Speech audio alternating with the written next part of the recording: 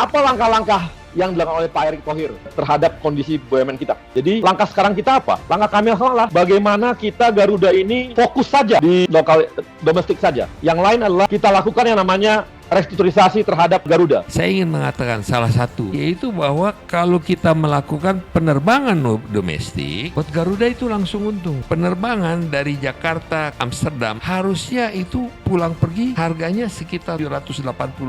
Tapi Garuda terpaksa menjual dengan harga $600 juga. Kenapa? Karena harus bersaing dengan Etihad, Qatar, Emirates, dan Turki. Tapi negara-negara itu mensubsidi penerbangannya. Negara berbisnis ini sampah sebenarnya. Pikiran lama yang nggak perlu kita pertahankan. Negara perkuat riset, yang tidak sanggup dibayar oleh swasta, bayar oleh negara. Negara ngambil uang pajak itu untuk memperkuat riset. Jadi Pak Arya dan Pak Erick ini jangan takut-takut, timpe aja semua.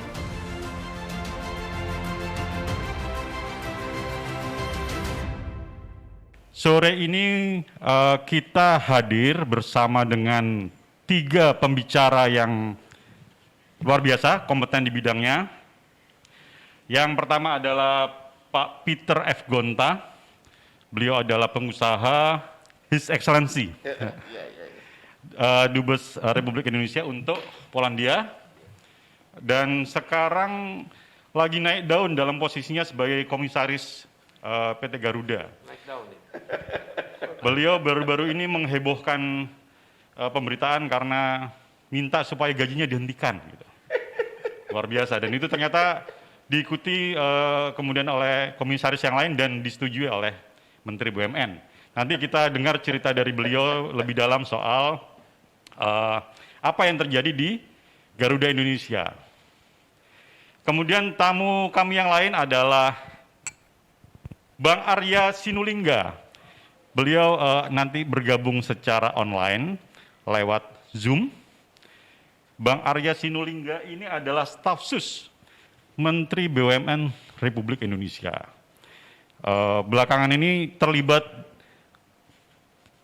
diskusi yang intens dengan Pak Peter F. Gonta. Nanti kita akan dengar lebih jauh apa pandangan beliau tentang tata kelola BUMN, terutama di dalamnya adalah tentang Garuda Indonesia. Dan mewakili Partai Gelora adalah Bang Fahri Hamzah, Waketum Partai Gelora. Beliau pernah menulis buku tentang BUMN. Judulnya adalah Negara, BUMN, dan Kesejahteraan Rakyat. Nah, nanti kita akan dengarkan juga pikiran-pikiran beliau tentang bagaimana seharusnya BUMN ditempatkan dalam sistem perekonomian Indonesia. Jadi, apakah dia dipandang sebagai sebuah entitas privat atau publik gitu. Karena posisinya itu pada satu titik harus menghasilkan profit semestinya, tetapi mempunyai juga public service obligation gitu. Jadi pada saat tertentu dia di BUMN diperkenankan tidak menghasilkan laba sepanjang itu fungsinya untuk melayani kepentingan publik. Nah, begitu kira-kira kita bisa mulai. Untuk kesempatan pertama, kita akan mendengar cerita dan paparan dari Bang Arya Sinulinga yang akan bergabung melalui Zoom. Apa langkah-langkah yang dilakukan oleh Pak Erick Thohir terhadap kondisi BUMN kita? Saat ini nggak ada pilihan lain, yaitu restrukturisasi. Kita tahu bahwa Garuda ini karena ada penyewaan pesawat yang ugal-ugalan pada masa yang lalu, dan dirutnya sudah ditangkap KPK. Semua mengakui bahwa kontrak pesawat Garuda adalah paling mahal airline di dunia, sampai di atas 60%. Bayangkan Garuda ini menyewa pesawat beragam brand dan beragam jenis. Airbus banyak banget jenisnya, Boeing banyak banget jenisnya. Dia sewa lagi Bombardier, dia sewa lagi ETR. Belum lagi kepada pilot-pilot dan sebagainya, yang dengan berbagai jenis pesawat dan juga berbagai jenis brand akan membuat keahlian pilot akan makin berbeda-beda. Jadi langkah sekarang kita apa? Langkah kami adalah bagaimana kita Garuda ini fokus saja di lokal domestik saja. Yang lain adalah kita lakukan yang namanya restrukturisasi terhadap Garuda. Pesawatnya kita akan coba potong mungkin tinggal 70 yang cukup penerbangannya. Itu adalah contoh-contoh yang akan kita lakukan terhadap Garuda. Garuda bisa kembali sehat. Saya ingin mengatakan salah satu, yaitu bahwa kalau kita melakukan penerbangan domestik, buat Garuda itu langsung untung. Tapi Garuda sebagai sebuah flag carrier itu mempunyai tanggung jawab untuk membawa bendera kita kemana-mana di dunia. Mas Guntur, kalau kita berada di Amsterdam dan kita sedang berduduk di airport dan kita tiba-tiba melihat pesawat Garuda mendarat, kita harus bangga. Oh, that is my airline. Perusahaan seperti Garuda sulit untuk bersaing dengan perusahaan-perusahaan lain. Contoh Qatar, Emirat, Etihad atau Turkish Airlines. Mengapa? Karena negara-negara ini mensubsidi penerbangan-penerbangan ini. Sementara Garuda tidak disubsidi, harus berdiri sendiri karena perusahaan publik. Penerbangan dari Jakarta, Amsterdam harusnya itu pulang pergi harganya sekitar 700, 750, 780 dolar. Tapi Garuda terpaksa menjual dengan harga 600 dolar juga. Kenapa? Karena harus bersaing dengan Etihad, Qatar, Emirat, dan Turki. Tapi negara-negara itu mensubsidi penerbangannya. Kenapa? Orang kan kalau dari Amsterdam ingin ke Jakarta, dia mendarat di Qatar. Di Qatar dia belanja-belanja. Belanjanya lebih dari 200 dolar. Sehingga itu merupakan pendapatan buat negara itu. Demikian juga Emirat, demikian juga Etihad. Dan biaya minyaknya, biaya fuelnya daripada pesawat-pesawat daripada penerbangan jauh lebih murah dari kita. Jadi kita competitive advantage tidak ada, yang ada kita adalah tujuan wisata yang bagus, lebih bagus dari mereka. Namun demikian mereka membawa banyak turis ke kita. Nah, kita mempunyai tanggung jawab satu hal, yaitu tetap menerbangkan Garuda ke negara-negara di luar meskipun itu rugi. Kenapa? Karena kita adalah flag carrier. Jadi kalau umpamanya kita di sini berbicara mengenai BUMN apa masalah dan solusinya, saya nggak tahu. Saya cuma bisa bicara dunia penerbangan secara umum. Assalamualaikum warahmatullahi wabarakatuh. Teman-teman sekalian, Pak Peter, Bang Arya, terima kasih atas kehadirannya di studio kami di sini. Saya sebenarnya dari awal itu Bang Peter waktu menulis buku, itu karena nggak mau terjebak kepada akibat dari kesalahan filsafat atau falsafah dari cara kita mengelola negara. Gitu. Jadi saya suka begitu saya. Makanya saya itu penentang sesuatu yang sudah jalan itu. Orang lagi asik nangkap koruptor, saya tentang, saya ubah, itu salah loh itu, saya bilang begitu loh. Ini Bang Arya lagi asik-asik tadi nyebut angka-angka, ini kan sukses. Saya bilang itu salah, kalian nggak akan sanggup itu. Nanti lama-lama mati juga itu. Nah, saya tuh suka begitu orangnya itu. Jadi makanya waktu awal tuh dengan teman-teman termasuk Mas Guntur, beberapa teman lagi kita diskusi. Coba kita bicara filsafatnya dulu. Di mana pasar, di mana negara, dan di mana rakyat ya di dalam kehidupan satu bangsa begitu. Sehingga barulah kita bisa meletakkan secara baik aktor-aktor itu di dalam peradaban bangsa kita.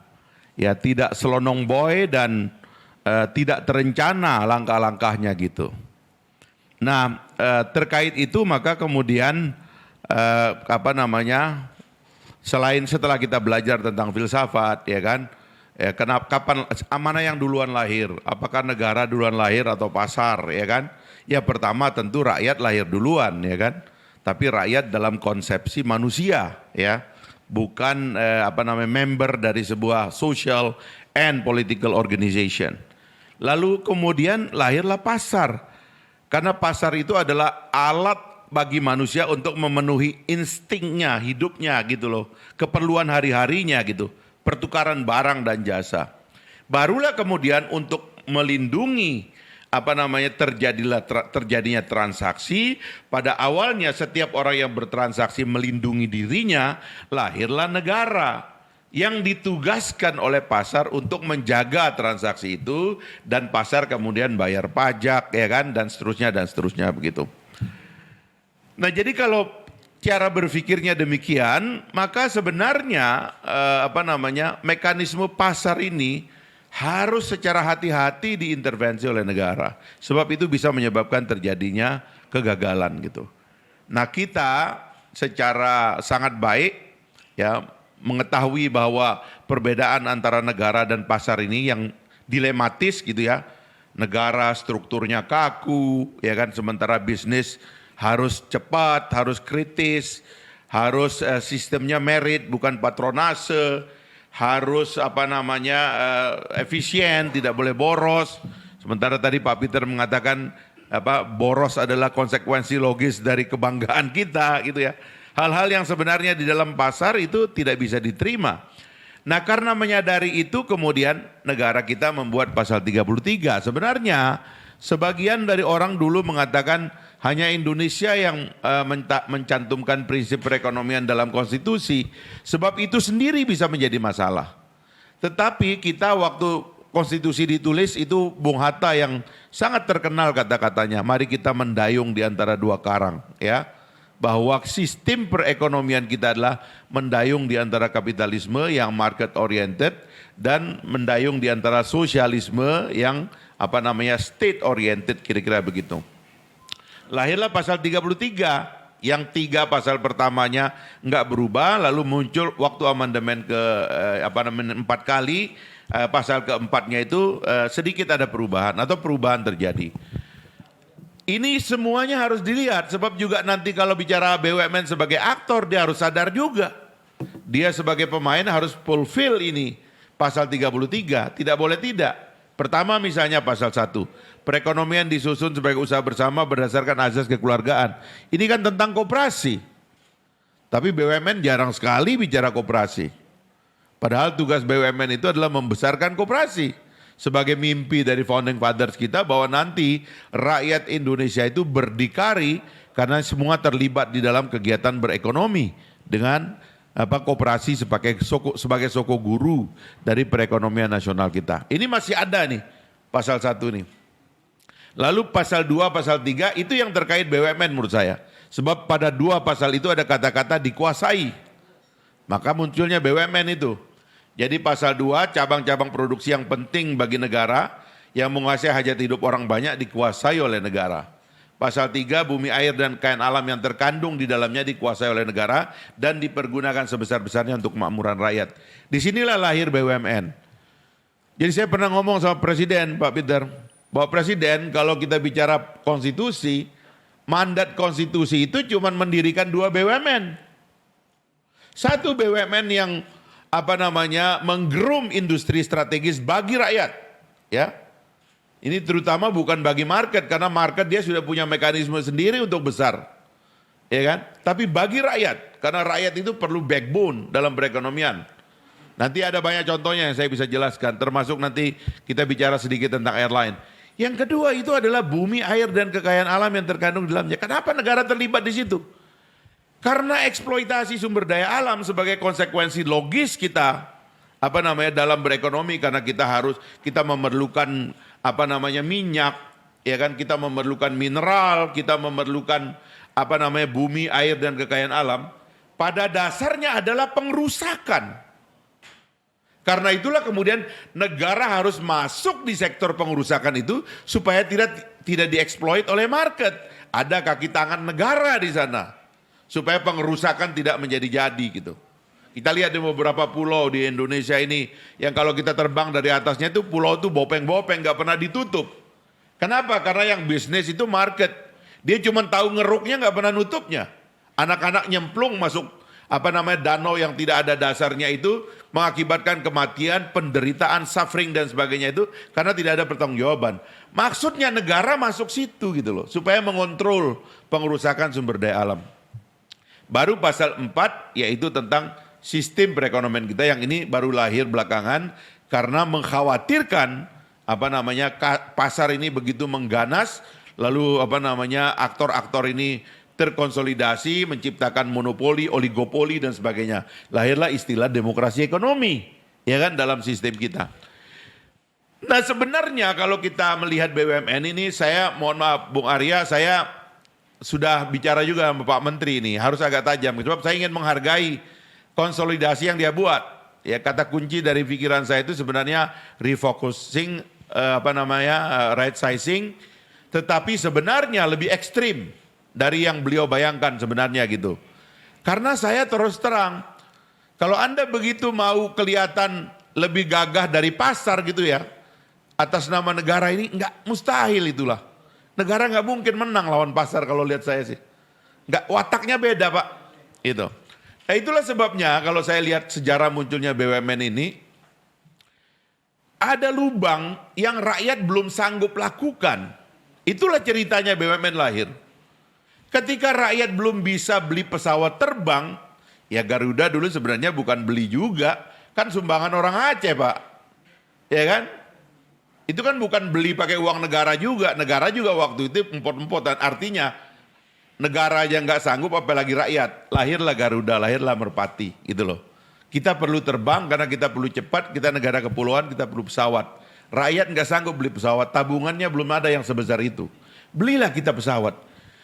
Tapi yang namanya pesawat, kalau kita tundukkan kepada mekanisme pasar, maka tidak ada pesawat yang bisa menang melawan private. Kan semua yang disebut oleh Pak Peter tadi itu pesawat sebagai tools of existence dari sebuah negara.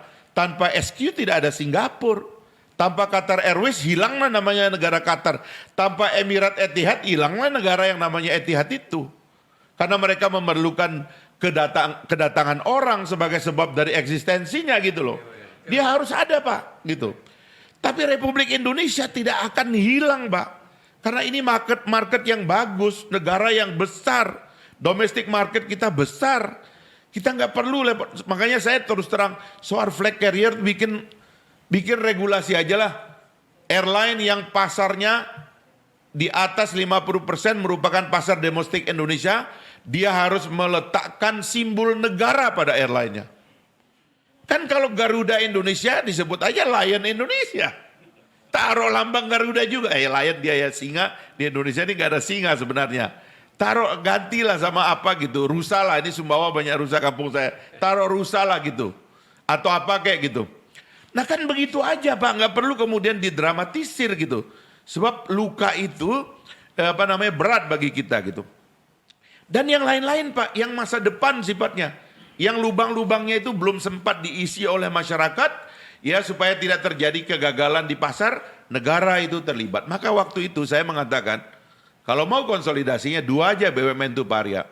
BUMN pertama adalah itu yang mengontrol sumber daya alam. Itu dibikin holding aja Pak. Disatukan semuanya. Sekarang kan sudah ada Mind ID dan lain-lain lah. Itu teruskan aja itu, konsolidasi. Kontrol sumber daya alam itu ada di satu BUMN. Biar gede kita Pak, supaya nanti kita bisa mengeksploitasi negara lain. Dengan modal, akumulasi modal yang besar itu. Nah yang kedua itu tadi yang cabang-cabang produksi yang penting menyangkut hajat hidup orang banyak. Itu menurut saya industri strategis bagi rakyat. Saya kan mulai bisnis sejak pensiun nih Pak Peter ya.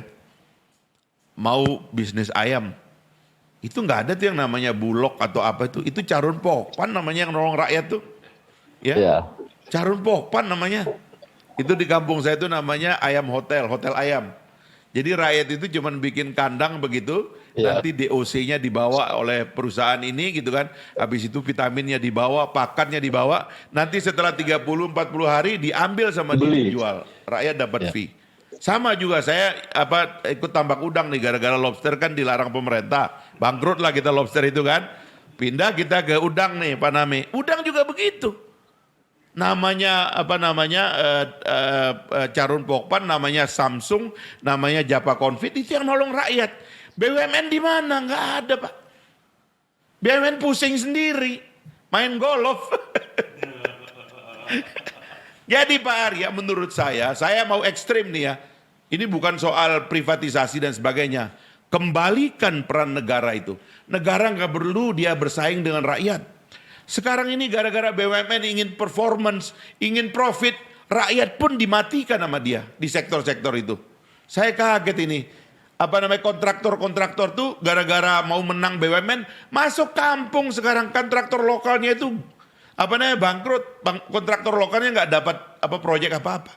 BUMN nggak perlu makan rakyat. Kalau Anda mau bertarung bikin diri Anda jadi besar, Anda keluar. Konstruksi kayak dulu aja zaman dulu. Konstruksi kita bikin tol di ASEAN ini. Tarung di sana, jangan tarung sama rakyat dong. Jangan gagah dapat profit karena Anda mematikan rakyat, mematikan industri rakyat. Nah itu cara berpikirnya menurut saya. Kalau kita mengambil cara berpikir ini Pak Arya, insya Allah di zaman Pak Erik ini BUMN akan slim, ya dikurangi lah. Dulu zaman Pak Sugi saya tahu itu implementasi Undang-Undang nomor 18 tahun 2013 ya, kalau tidak salah itu mulai dipakai, dikurangin BUMN-nya itu 20-an ya. Lalu kemudian setelah Pak Sugi itu Pak Sofyan dan Pak Abu Bakar kalau nggak salah itu nggak ada pengurangan. Sampai zaman Ibu Rini juga nggak ada. Nah zaman Pak Erik nih saya lihat mau berani. Coba berani lagi deh Pak. Nggak ada gunanya itu perusahaan negara bikin cangkir yang saya bilang itu cangkir itu. Ada itu kan PT Iglas namanya. Ngapain? Udah bubar. Cangkir Pak. Ya ampun gitu loh. Negara itu kalau mau jago bikin satelit itu Elon Musk ini bukan negara. Dia udah mondar-mandir ke luar negeri. Negara kalah Pak. Gitu loh. Luar angkasa, mohon maaf, ke luar angkasa kita kalah. Kita itu risetnya begitu. Amerika Serikat itu industri pertahanan. Dia punya Pentagon. Researchernya dibayar di situ. Setelah keluar produknya boleh swasta kembangkan ini. Swasta lagi. Bikin senjata aja swasta. Kita senjata mau dibikin BUMN, gak mungkin lah. Yang penting kontrol, yang penting mekanisme negara yang baik. Negara perkuat riset. Yang tidak sanggup dibayar oleh swasta, bayar oleh negara. Negara ngambil uang pajak itu untuk memperkuat riset. Bukan kemudian untuk minta PMN. Nanti begitu BUMN tuh. Kekurangan modal minta PMN dari APBN. Udah dapat, rakyat nggak ada dapat PMN Pak. Ngos-ngosan dikejar-kejar bank. Setelah nanti nunggak, minta tolong, mohon maaf. Nggak bayar pajak, telepon Dirjen Pajak. Ya kan? Nanti kalau ada pertarungan tender antara swasta dengan BUMN, BUMN tenpol sana sini, pakai kekuasaan politisi ini dan itu, tekan supaya dia yang menang. Nanti udah menang karena sebenarnya waktu ngetesnya nggak bagus, pakai PT-nya aja. Nggak kerja. Cuma nanggok duit, uang kalah, uang nyerah. Nah yang begini-gini menurut saya udah akan terus begitu Pak. Hentikan ini.